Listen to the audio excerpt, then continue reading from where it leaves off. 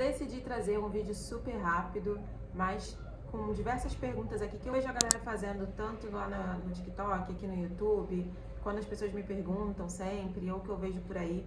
Eu estava até anotando aqui as principais dúvidas que vocês têm relacionadas ao ponto russo, para tentar tirar ali algumas dúvidas, e vou trazer alguns exemplos aqui. Eu tô no meio de uma bagunça, mas é porque eu tive essa ideia de fazer esse vídeo e vou tentar trazer ele aqui da forma mais assim, rápida e clara para vocês. Então vamos direto ao ponto para não demorar muito. A primeira pergunta, que é a principal assim que eu vejo: por que meu tecido não fica, né? O meu ponto não fica fixo ali no tecido?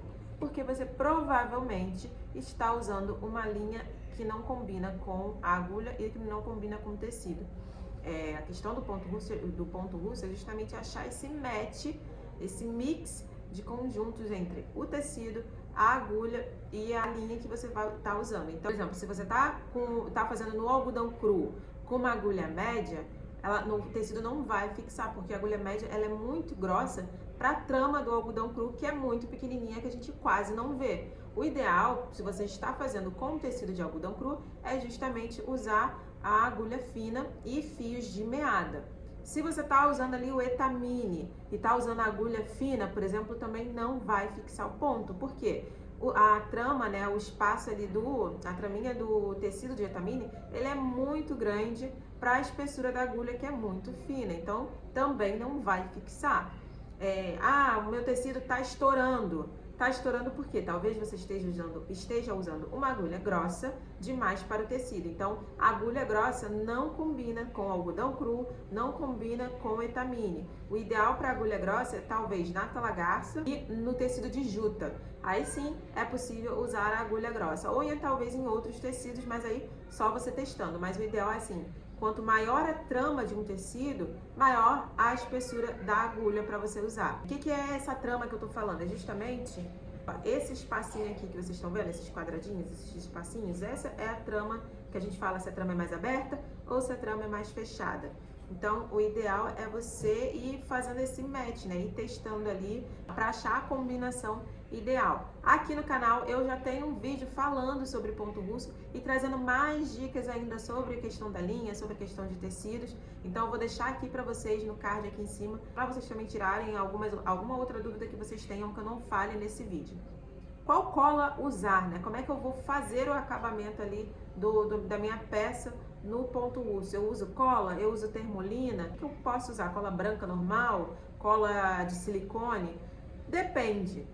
Depende do projeto que você está fazendo, depende da finalidade que você está fazendo. Por que eu falo depende? Se você quiser fazer um trabalho de ponto russo, de tapete para chão, para você pisar, eu acho que o ideal, eu acredito que o ideal seja usar uma cola. Eu não usaria a cola branca, eu usaria a termolina e eu usaria, obviamente, para finalizar ali por baixo, tecido antiderrapante, porque é algo que você vai pisar. Então, eu usaria a termolina e um tecido antiderrapante também para colar. Mas se é um projeto que você vai fazer para parede ou um porta-copos, né, algo que você não vai pisar ali, que não vai ter outras pessoas sempre em contato, aí você pode usar tanto a termolina como a cola branca, porque eles fixam muito bem. Eu já testei dos dois jeitos e fixam muito bem. E aí vai ser do seu gosto, do seu bolso, porque a termolina é um pouco mais cara. A termolina é essa aqui, ó, que eu geralmente uso, mas tem outras, tem tamanhos maiores também.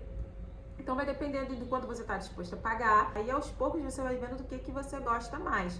Eu uso as duas, assim, tem vezes que eu tô a fim de usar a termolina, tem vezes que eu tô a fim de usar a cola branca. Eu peguei essa aqui como exemplo, mas eu tenho aquela cola grandona, cola branca, e ambas colam super bem, e eu já testei e são maravilhosas. O que eu não recomendo é, por exemplo, nesse trabalho aqui, que não é nem de ponto russo, é feito de letterbook, mas eu peguei o meu trabalho e colei na madeira. Não usei a termolina nem a cola branca para poder prender ele aqui na madeira. O que eu usei? A cola de silicone. Eu acho a cola de silicone muito boa para colar nessas questões de tipo, eu quero pegar um projeto do ponto russo e colar aqui, se fosse o caso, para fazer uma moldura, para fazer um quadro, né, de virar moldura. Então, você finaliza, obviamente, com a termolina ou com a cola branca para os pontos ficarem fixados ali no teu avesso. Aí depois que secar, na hora que você for colar numa madeira, no MDF, por exemplo, aí eu recomendo você usar a cola de silicone, para esses casos assim, sabe? E como eu finalizo, como eu posso finalizar? Também, vai depender do seu gosto, vai depender do que você tá fazendo. Dá pra você finalizar, deixa eu ver um exemplo aqui. Esse do gatinho, eu finalizei, eu peguei um algodão cru, o tecido mesmo de algodão cru, colei com cola branca, se eu não me engano, acho que eu usei a cola branca. Aqui, passei cola branca aqui nessa parte. E eu peguei essa alça de algodão aqui e fui colando em volta com cola quente. Tem gente que prefere costurar, pegar a alça ou passar na máquina de costura ou ir costurando a mão. Também dá pra fazer. Se eu não quisesse usar esse algodão cru aqui, o tecido, eu poderia usar o feltro. A gente cola o feltro aqui e faz. E aí cabe a você querer botar esse acabamentozinho aqui ou deixar só o tecido. Eu poderia deixar só o tecido, mas eu acho que fica mais bonitinho. E pra poder segurar a alça, que como eu fiz com a alça de algodão, aí eu decidi colocar também aqui pra ficar um acabamento legal. Mas não necessariamente você precisa usar essa alça de algodão. Deixa eu mostrar pra vocês, ainda falando sobre a cola. Essa aqui tá com a termolina, se eu não me engano. Ó, ela fica muito bem grudada, gente. Tipo, não sai, ó. Tipo, eu nem consigo pegar aqui e aqui desse lado a mesma coisa, ó. Ela não sai de jeito nenhum. E esse aqui, eu passei toda a termolina aqui. É porque esse aqui eu nem acabei, nem nada. Mas, assim, não sai de jeito nenhum, ó. Não sai de jeito nenhum. E aí, se eu quisesse, eu poderia fechar fazer o acabamento só com feltro também aqui. Aqui seria o ideal eu fazer com feltro, porque é muito grande, ia gastar muito o algodão cru, e o algodão cru é muito mais caro, né? Pode lavar um projeto feito de tapeçaria no geral? Mas como a gente tá falando aqui de ponto russo, pode lavar? É complicado, mas tem alguns casos, assim, dá pra lavar. Mas, assim, como é geralmente tapeçaria de parede, não é aquela do chão, o ideal é a gente não lavar. O que a gente pode fazer? Ah, tá com pelo, igual esse aqui. Ah, ficou cheio de pelo, tem gato, tem cachorro, enfim. Você passa esse rolinho aqui, que eu esqueci o nome, e vai tirando o pelo que ficar, principalmente se a peça for escura, né? Porque se a peça é clara, a gente nem vê. Mas se a peça é escura, você só passa isso aqui na tapeçaria. Se ela tiver franja, aí você bate um pouquinho a franja, sacode para tirar a poeira. Mas assim, o ideal é não lavar. Se for uma tapeçaria de chão, eu recomendaria lavar somente com água e sabão neutro, sabão de coco neutro, e deixar secar na sombra. Em hipótese nenhuma, deixe a sua tapeçaria no sol, por conta da linha. Pode ser que a própria cor desbote da linha. Então, nem para pendurar, e nem como enfeite, e nem depois que você lavar, deixe a sua tapeçaria no sol. O ideal é que ela fique sempre na sombra. Por quê? Muita exposição ao sol pode ir desbotando a cor da sua tapeçaria e desbotando ali uma cor específica da linha. Então, em hipótese nenhuma, deixe a tapeçaria no sol. E se precisar lavar, porque é de chão, tente lavar só com água no máximo, corrente, assim, movimentos leves, né? Não dá para esfregar, porque assim, a linha não sai. Mas se você esfregar demais, a linha vai começando a se soltar, a se desbotar, e aí vai perder todo o efeito da sua tapeçaria. Qual a melhor agulha? E aí a gente volta naquele ponto de depende do projeto que você quer fazer, depende do qual tecido que você tem aí em mãos.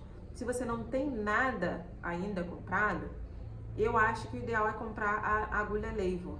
Porque, como eu cansei de falar, a agulha Leivor, ela tem 3 tipos de agulhas que vêm junto com ela, que é só você trocar. Ela vem com uma mais fina, vem com uma mediana e vem com uma um pouquinho mais grossa, não tão grossa quanto uma linha dessa aqui, por exemplo, não tão grossa quanto essa, mas é um pouquinho mais grossa e dá para você trabalhar em diferentes tecidos, fazendo diferentes projetos, e ela ainda tem um ajuste de regulagem de altura, então dá para brincar com ponto alto e ponto baixo numa agulha só. Então, para mim não existe melhor agulha, existe a agulha que vai combinar com aquele projeto que você está fazendo, e existe a agulha que você gosta mais. Mas aí é só se você fosse comprar todas as agulhas. Para você que está começando, que está com essa dúvida, o ideal seria comprar justamente a agulha Leivor, que não é difícil de encontrar, tem fornecedores aqui no Brasil, também não é tão caro quanto uma Mercado de Acendo, quanto uma Oxford.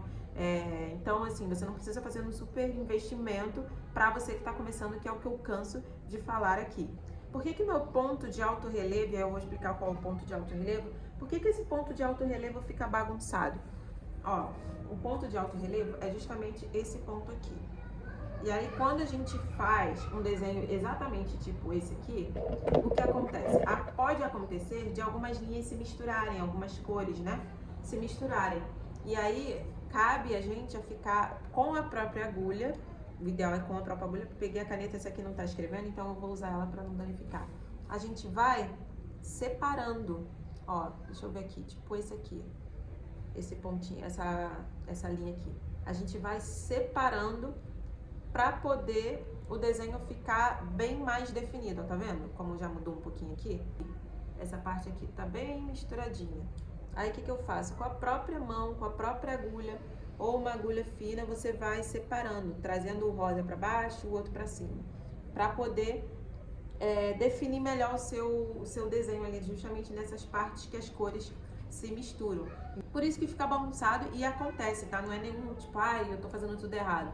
Acontece, porque às vezes na hora que a gente tá perfurando ali, a gente não tá vendo, a gente botou a linha numa posição que ela juntou com a outra cor. Então acontece, e aí é só a gente ir separando para poder definir essas partes assim do desenho. Então, e já falando sobre pontos, né? Esse aqui é o ponto, né, de alto relevo e esse aqui é o de baixo relevo. E o legal do ponto russo é justamente isso, dá para você brincar com os dois pontos num projeto só.